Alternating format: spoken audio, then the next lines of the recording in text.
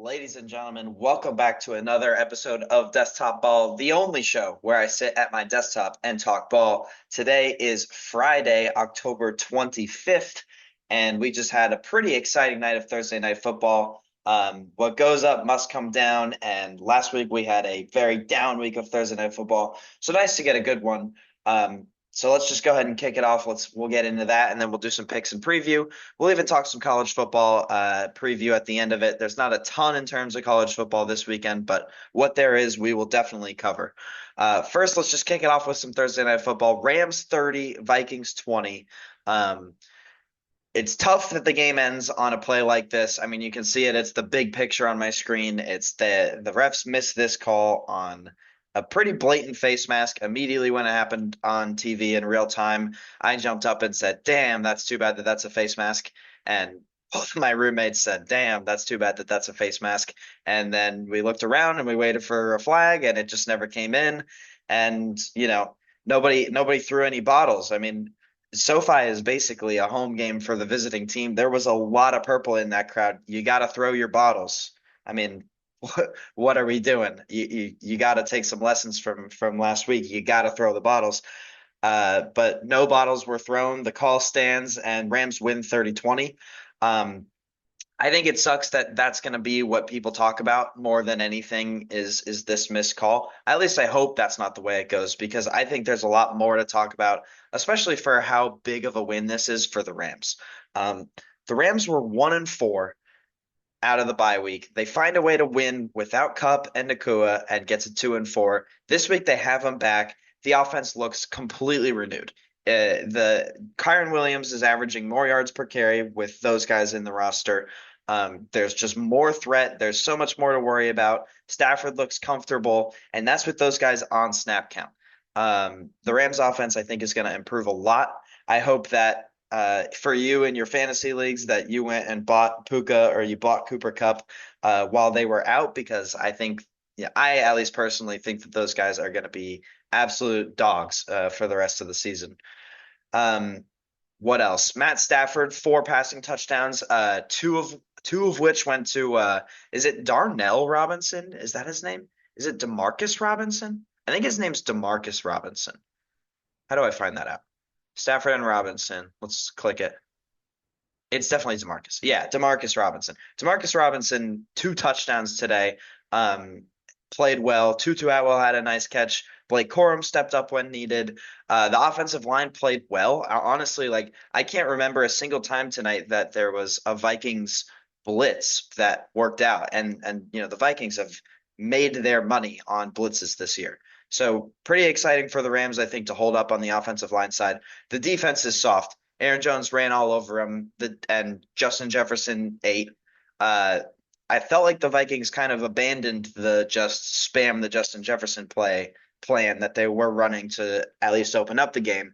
Um, I'm playing against Justin Jefferson in one of my fantasy leagues, and I was like, "Oh boy, we're in for a long night at the beginning of this game." It just didn't end up happening. They started to no longer go to him for whatever reason. Um, and yeah, I mean, despite the Rams defense being soft, despite all of the things that people believe about the Rams and believe about the Vikings, Rams get a big win. So let's go ahead and do the pick 'em for the rest of the week. I had the Rams +3. If you follow me on TikTok, you got that pick as well. I hope that you tailed. Um, just the experience of Matt Stafford in dealing with those blitzes, the having those two guys back in the lineup in Cup and Nakua, it's just such a big deal. It's a totally different Rams team. And I guess the last thing to talk about is Jared Verse out of Florida State, the rookie pass rusher, is just ridiculous. He is so good and such a difference maker out on the edge. Had at least one sack today and contributed on another. And he's a problem. He's just an absolute problem.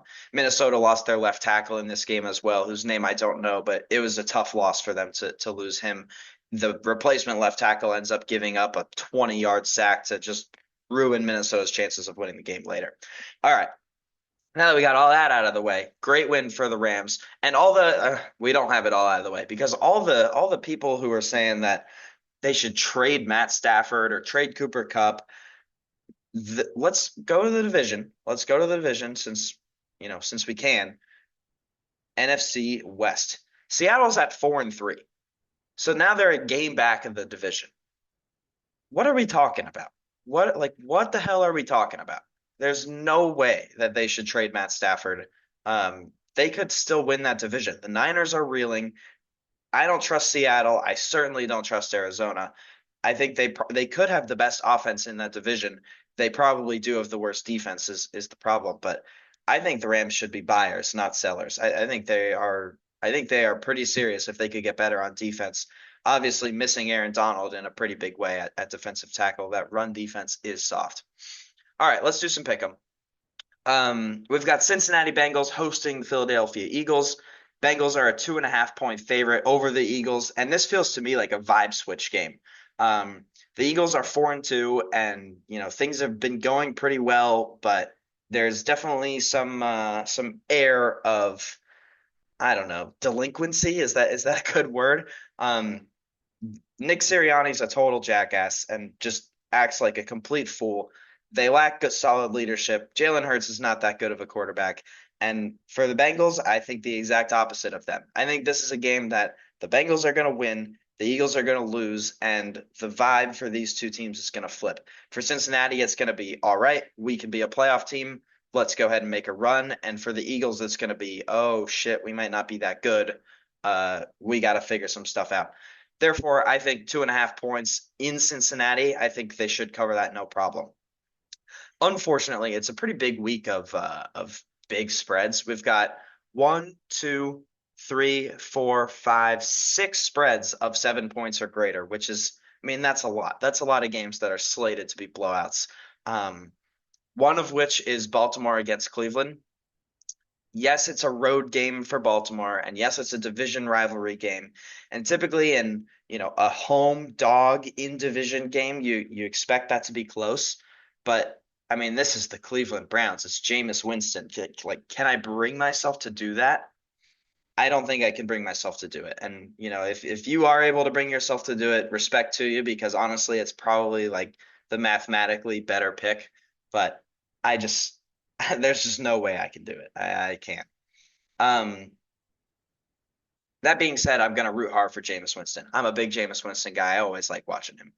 Next, we've got Detroit hosting Tennessee. It's another one that, this game is probably gonna stink. It should be a blowout.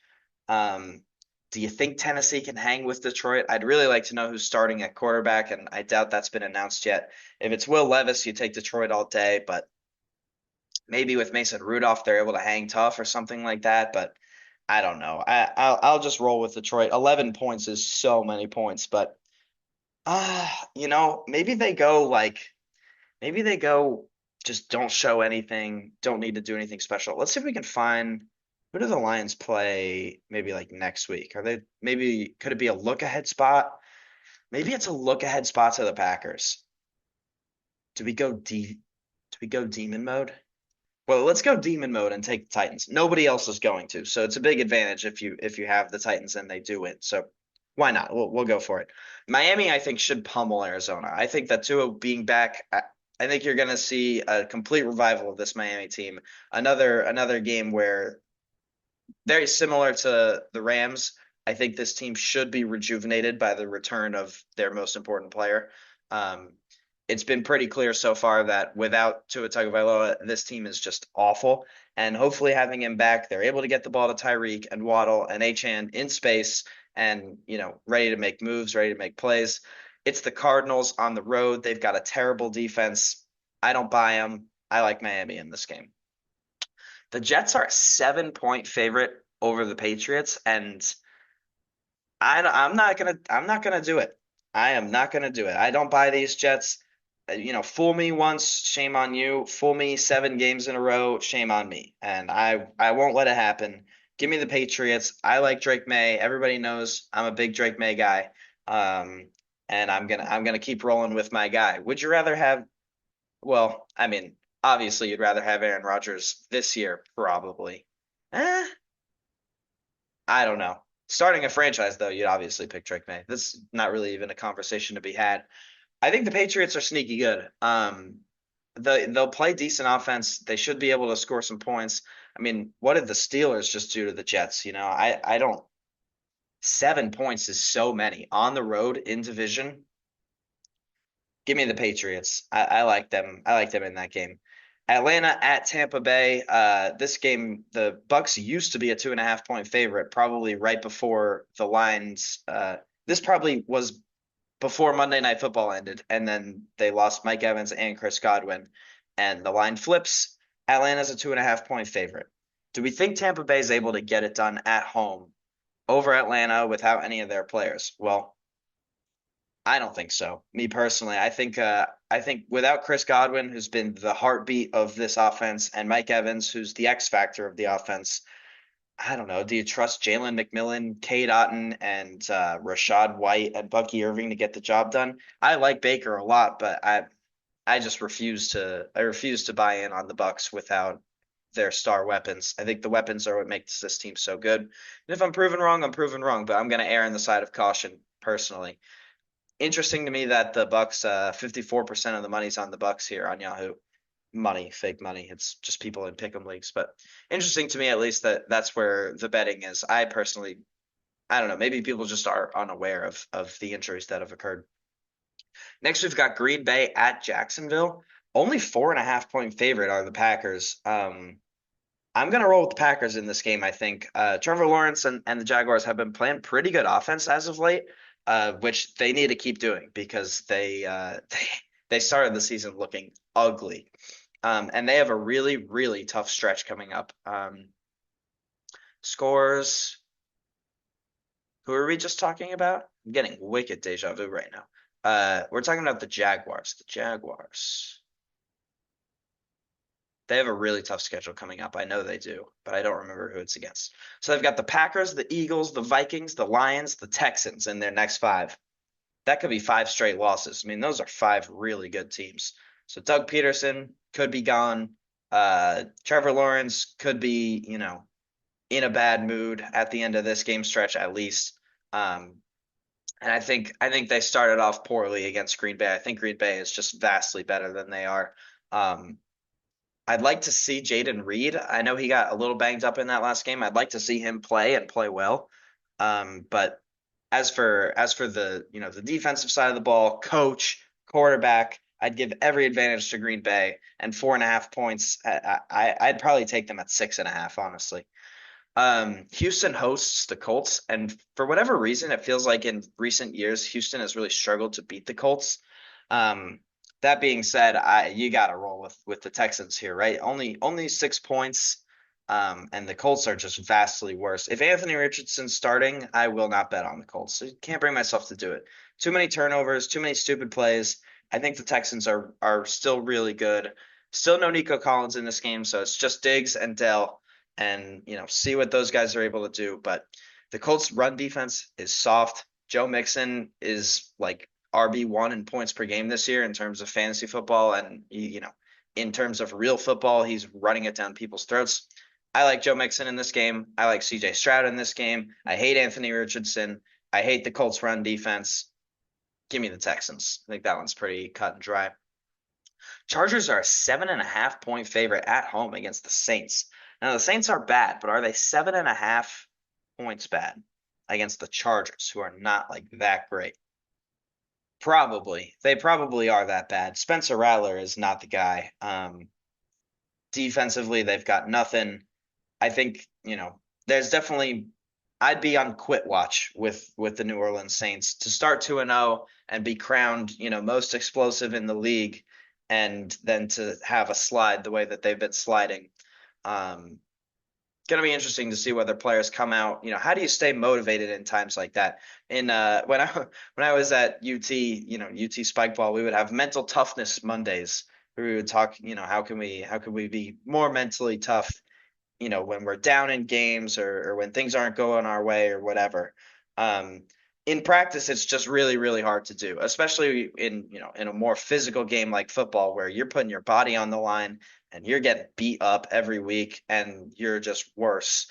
Quit watch. I have them on quit watch. And I keep saying it about the Chargers. Jim Harbaugh is going to run a functional franchise.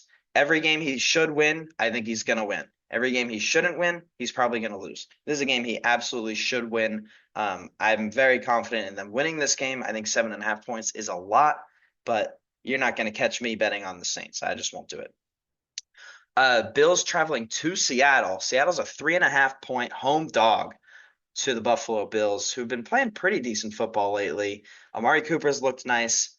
This one I think is honestly a total toss-up. I could see the Bills winning by 3. I could see the Bills winning by 7. I could see Seattle finding a way to gut out a win at home. It's honestly pretty tough to predict. Um, the whole world's going to be on Buffalo just because it's Buffalo. So let's go with Seattle. I think 3.5. I could see the Bills winning this game by 3. Seattle definitely a team capable of playing in some shootouts. Seahawks at home, one of the best home field advantages, if not the best in the sport. Let's roll with Seattle, especially since I know everybody else is going to take the Bills. Feels like it's a pretty reasonable thing to do. Denver hosts Carolina. Carolina, another team that's totally on quit watch. I think we're going back to Bryce Young, but is it going to matter? Can you get a bump going back to Bryce Young? I don't think so. 9 points is a lot, but the way that, based on what Marcus Mariota just did to Carolina, I'm willing to bet that Bo Nix will be able to do something to Carolina as well. Give me Denver in this game. I know 9 points is a lot, but I mean, you're just not going to catch me betting on the Carolina Panthers. I need to see something before I can bring myself to do that. Chiefs at Raiders. The Raiders are a 10-point dog.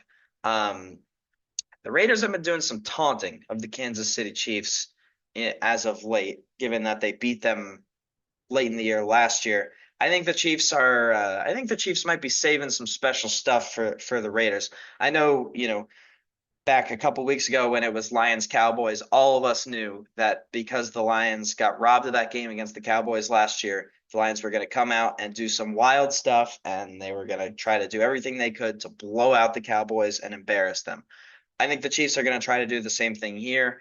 And honestly, I'm not sure that the Chiefs need to do anything special to embarrass the Raiders. I think the Chiefs are just vastly better than the Raiders are.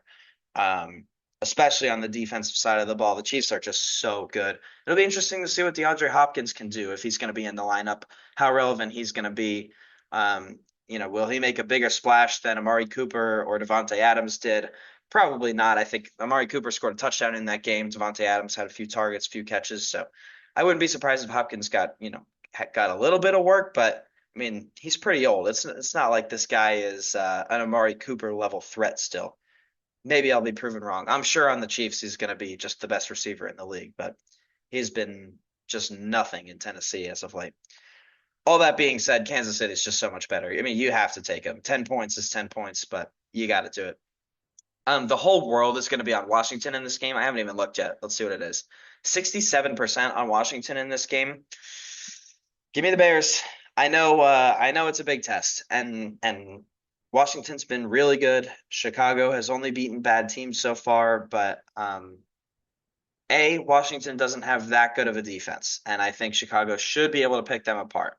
B, I don't know if Jaden Daniels is playing in this game. And without Jaden Daniels, yes, they just put 1 billion points on Carolina with Marcus Mariota, but if you get to game plan for Marcus Mariota for a whole week, I think they're going to come prepared. I think they're going to come ready. They should be able to handle Washington, I think. And the fact that the whole world is on Washington makes me love it even more. San Francisco hosts Dallas at night. This is just a painful game for all my Cowboy fan friends. I don't know how many times San Francisco has just embarrassed the Cowboys. It feels like every time these two teams play, it's just Niners, Niners, Niners, Niners.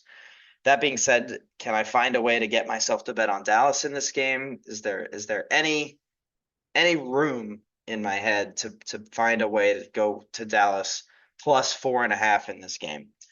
Well, the Niners should be missing some weapons. Ayuk's definitely out. Jennings might be out. Deebo Samuel might be out. He's got pneumonia. Ricky Pearsall is their healthiest receiver, and he got shot 2 months ago. So maybe you could find a way to get to Dallas, but their defense is just so bad. Like, I don't know. That being said, I did tell my Cowboy fan friends and roommates this. This is such a game that the Cowboys would win. It's such a game that the Cowboys would win, and everybody would say, "We them boys, we're back." y'all were sleeping on us, but we're back and we them boys and we're so good. And we finally beat the Niners. We got the monkey off our back, Super Bowl or bust, all of that dumb shit that they say. But 4.5 points at San Francisco, a team that's just had your number, and your run defense is soft. You're facing Trent Williams. I can't justify it. Even though if the Cowboys do win this, I'm gonna hit the group chat. I'm gonna say, "Oh, we done boys, we're so back." Try to get all my friends to buy in, but there's just no way I can justifiably bet on the Cowboys in this game with how much the Niners have their number in recent years. And then there's just the coaching difference as well. Kyle Shanahan might have, despite having maybe a third size of the head of Mike McCarthy, probably three times the size of a brain of Mike McCarthy. I think Mike McCarthy's brain is two raisins held together by a string, maybe some yarn in there, maybe like an old piece of gum from 1980. Uh, just the guy's a moron, and hopefully we'll no longer. Well, hopefully for me, he'll be the Cowboys coach for a long time, but hopefully for Cowboys fans, he'll be gone at the end of the year. Speaking of gone at the end of the year, hopefully Daniel Jones is. This game is at Pittsburgh, and it's the Steelers hosting the New York Football Giants. 6.5 point favorite are the Steelers. Pretty sure they're going to roll with Russell Wilson after what they did last week. And I'm going to pick the Giants. It's what I do. I pick the Giants and I suffer. I'm going to keep doing it. Nobody likes us in this game. 84% on the Steelers. Give me my respect. Giants are going to find a way to at least cover in this game. I could see this game being 17-13 Steelers. I think this game will be ugly. I think it'll be low scoring. Whatever the under is in this game, I love the under. I think these are two teams who want to play defense, who don't have that much competency at quarterback. 6.5 points is a lot for a game like that. And then when you factor in that the Steelers might just not be that good on offense, though they did just torch the Jets, I don't know. Is there really any reason for me to do this other than the fact that I'm a Giants fan? No, probably not. But these are my picks, subject to change. I'll probably let this marinate over the weekend and find one or two to change, but y'all will not be updated of it because I don't release until next Tuesday. So that being said, that's our NFL preview. Let's do some college. Okay, first let's just talk about this Pittsburgh-Syracuse game that happened tonight. I can't say that I followed this game intently, but I did think it might be interesting to see if Kyle McCord and Syracuse could go into Pittsburgh and get a win. I thought that maybe the Syracuse team is better than people think, and somehow Pitt, they're 6-0. Like maybe Pitt's not that good. Kyle McCord threw 5 picks in this game. 3 of them were returned for a touchdown. I mean, really, what more is there to say? The Kyle McCord for Heisman dark horse pick that a lot of people were on. That ship has absolutely sailed. Matter of fact, that ship has sunk. So I hope you don't have money on that. We've got the biggest group of 5 game outside of Army Navy potentially of the year in Boise State versus UNLV. Winner of this game is in absolute prime position to make the college football playoff. I like Boise State. I like Ashton Jeanty. That being said, I mean it is at UNLV, and I don't know a ton about this UNLV team after losing their quarterback who was in a dispute over $100,000 with some coach, and coach wouldn't pay him, so he redshirted or whatever the hell. I mean, dysfunction with UNLV. Apparently their other quarterback is good too, but Ashton Jeanty, man, if you want to win the Heisman, this is the game to go run for 300 and make a statement. And I mean, who do you trust to do it more than Ashton Jeanty? I don't know. Nebraska's looking for a bounce back against Ohio State. They're not going to get it, but they're looking for one. They just got absolutely punked by Indiana. I like a moron was on TikTok saying that Nebraska, I thought was going to go get a big win at Indiana. That was, I mean, just my apologies if you put money on Nebraska after that game. I hope you didn't because it was an extremely stupid thing for me to say. Indiana's legit. Ohio State, I think, is even more legit. They should pummel Nebraska. And that's just too bad for Nebraska. I'm a Matt Rule guy, but not Matt Rule against Ohio State guy. Notre Dame and Navy. Can you believe that's a ranked matchup? It is. Navy's 6-0 and they're ranked 24 in the country. They're playing good football. It's at Navy and it's their biggest test of the year. Notre Dame, I've been saying all year, I think is a fraud. Are they fraudulent enough to lose to a service academy?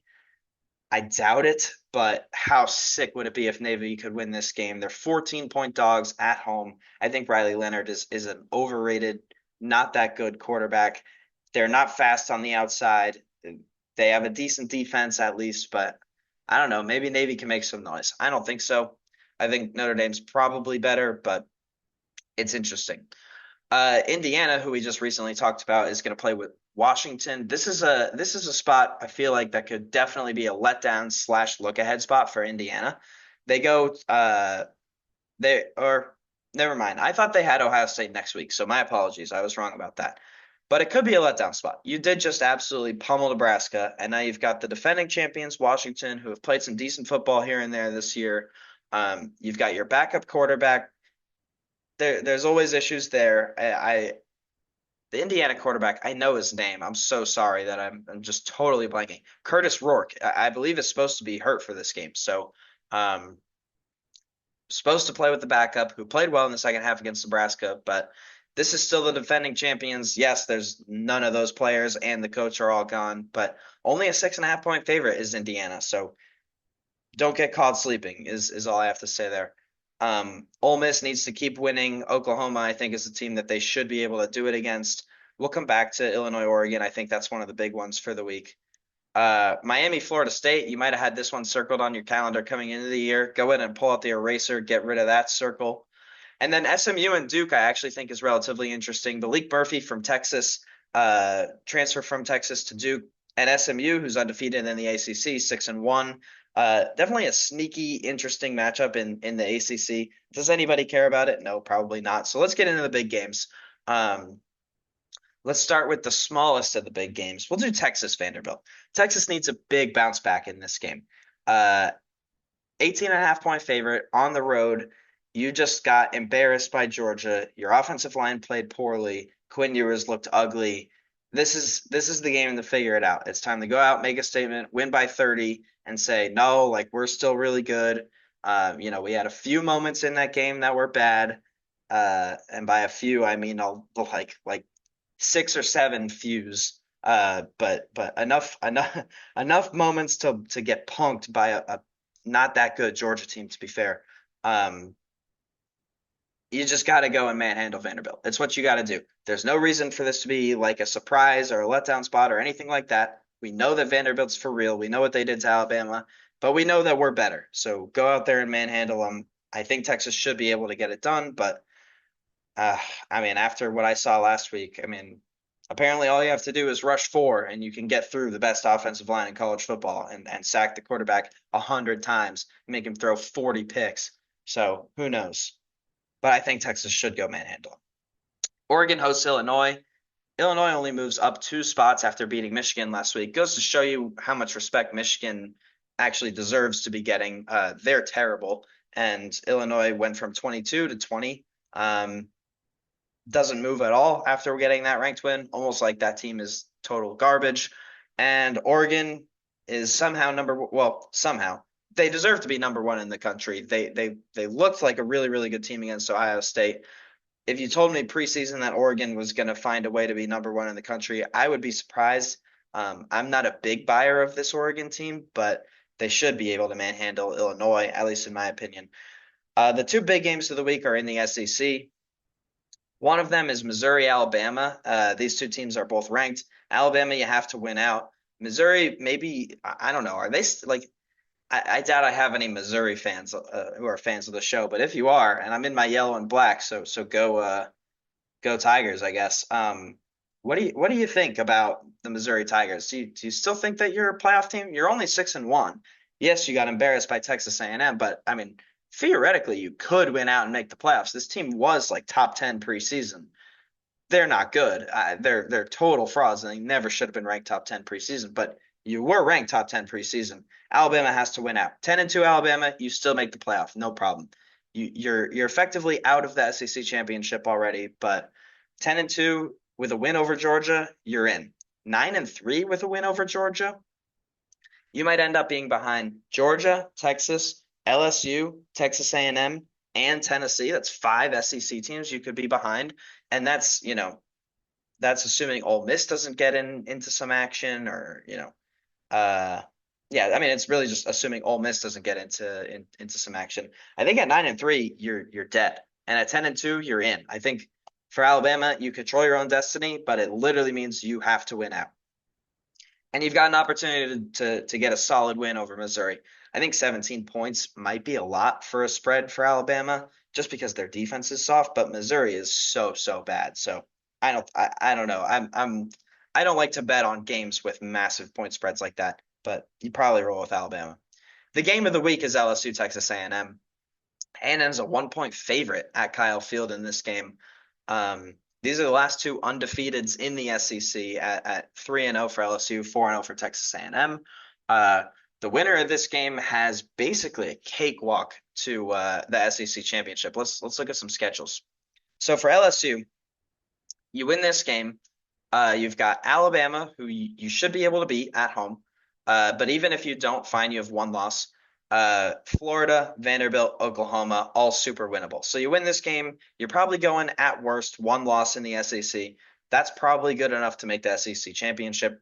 For Texas A&M, you win this game, your only loss is going to be to Texas unless you somehow crumble to South Carolina or Auburn, and maybe you could even beat Texas. I mean, LSU. Texas A&M has a really good pass rusher. I don't know his name, but apparently all you got to do is heat up Quinn Ewers and you can win football games against the Longhorns. So that definitely could be done. I mean, you could have an undefeated Texas A&M, and that would be something, especially considering how terrible they looked against Notre Dame earlier in the year.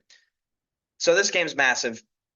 The winner of it doesn't have their ticket punched, but they bought their ticket to the SEC championship game. I like the Tigers. I don't buy this A&M team at all. I think Kyron Lacy's a total dog. I think Garrett Nussmeier is a better quarterback. I think they've got the advantage at head coach. Texas A&M has the advantage of playing at Kyle Field, but other than that, I think LSU is just better. They have better defense. I think they have a better quarterback. I think Kyron Lacy is the best player in the game, at least skill position wise. So give me the Tigers in this one. I keep betting against the Aggies and I keep looking stupid, so I could absolutely be wrong. But that's going to do it here for this episode of Desktop Ball. Another preview episode. These preview episodes are honestly running shorter than the recap episodes. I guess that makes sense because the recap episodes, we've got all this football to talk about, and for the preview episodes, it's really just like me making picks, and I can only filibuster for so long without just making a pick. Put the fries in the bag, as they say. So thanks so much for watching. Like it, share it, subscribe it, leave me a comment. Check out the TikTok. Bonus to the TikTok is you would have had Rams +3 tonight, which was the lock of the millennium. So check out the TikTok as well. Thanks so much for watching, and I will see you all on Tuesday for another NFL recap. Thanks for watching, and goodbye.